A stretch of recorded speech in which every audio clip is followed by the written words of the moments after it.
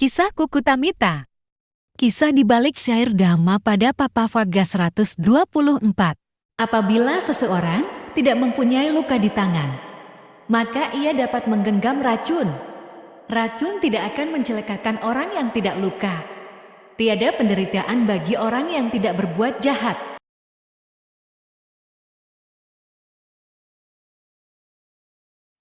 Kisah Kuku Tamita.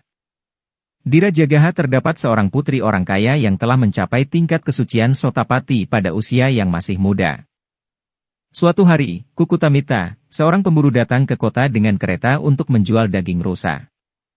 Melihat Kuku Tamita, si pemburu itu, wanita kaya yang masih muda ini jatuh hati seketika. Dia mengikuti Kuku Tamita, menikah dengannya dan berumah tangga di sebuah desa kecil. Dari hasil perkawinannya, lahirlah 7 orang anak laki-laki, dan setelah tiba waktunya semua anak mereka menikah. Suatu hari, Sang Buddha meninjau sekeliling alam kehidupan pada dini hari dengan kemampuan batin luar biasanya. Beliau menemukan bahwa si pemburu, ke-7 putranya dan istri-istri mereka sudah memiliki kesiapan batin untuk mencapai tingkat kesucian Sotapati. Paginya, Sang Buddha pergi ke tempat di mana pemburu telah menyusun perangkap buruannya di dalam hutan. Sang Buddha meletakkan jejak kaki beliau di dekat perangkap, lalu duduk di bawah semak-semak yang rindang, tidak jauh dari perangkap tersebut.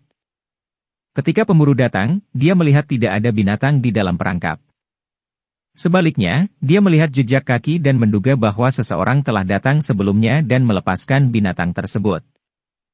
Ketika dia melihat Sang Buddha duduk di bawah semak-semak yang rindang, dia mengira beliaulah orang yang telah melepaskan binatang dari dalam perangkap.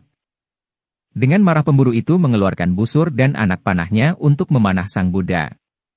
Tetapi sewaktu dia menarik anak panahnya, dia menjadi tidak bisa bergerak dan tetap berdiam pada posisi seperti patung.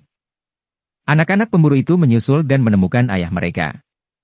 Mereka juga melihat Sang Buddha pada jarak tertentu dan mengira beliau pastilah musuh ayah mereka. Mereka semua mengambil busur-busur dan anak-anak panah, dan mereka membidik Sang Buddha. Tetapi mereka juga tidak bisa bergerak dan menjadi seperti patung. Anak-anak pemburu itu menyusul dan menemukan ayah mereka. Mereka juga melihat Sang Buddha pada jarak tertentu dan mengira beliau pastilah musuh ayah mereka. Mereka semua mengambil busur-busur dan anak-anak panah, dan mereka membidik Sang Buddha. Tetapi mereka juga tidak bisa bergerak dan menjadi seperti patung. Ketika pemburu dan putra-putranya tidak kembali, istri pemburu menyusul mereka ke dalam hutan bersama dengan ke-7 menantunya. Melihat suami dan semua anaknya dengan anak panah mereka membidik Sang Buddha, dia mengangkat kedua tangannya dan berteriak, "Jangan membunuh ayahku." Ketika sang suami mendengar kata-kata istrinya, dia berpikir, "Ini pastilah ayah mertua saya," dan anak-anaknya berpikir, "Ini pastilah kakek kami," dan kemudian cinta kasih timbul pada mereka. Kemudian wanita itu berkata kepada mereka, "Singkirkan busur dan anak-anak panah kalian, dan beri penghormatan kepada ayah saya." Sang Buddha menyadari bahwa pada waktu itu, pikiran pemburu dan ke-7 anaknya melembut dan mereka tergerak menyingkirkan busur-busur dan anak-anak panah mereka. Setelah menyingkirkan busur-busur dan anak-anak panah mereka, mereka memberi penghormatan kepada Sang Buddha dan Sang Buddha menjelaskan ajaran Dhamma kepada mereka. Akhirnya pemburu, ke-7 putranya, dan ke-7 menantunya, semua berjumlah 15, mencapai tingkat kesucian Sotapati.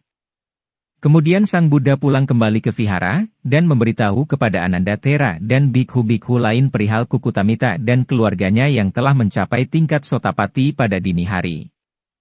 Para bikhu kemudian bertanya kepada Sang Buddha, "Bhante, apakah istri pemburu yang telah mencapai Sotapana tidak bersalah melakukan pembunuhan, jika dia mengembalikan barang-barang seperti jaring, busur-busur, dan anak panah untuk keperluan suaminya pada saat hendak berburu?"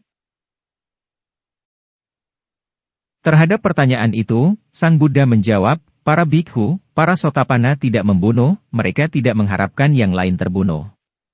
Istri pemburu itu hanya menuruti kemauan suaminya mengambil barang-barang untuknya.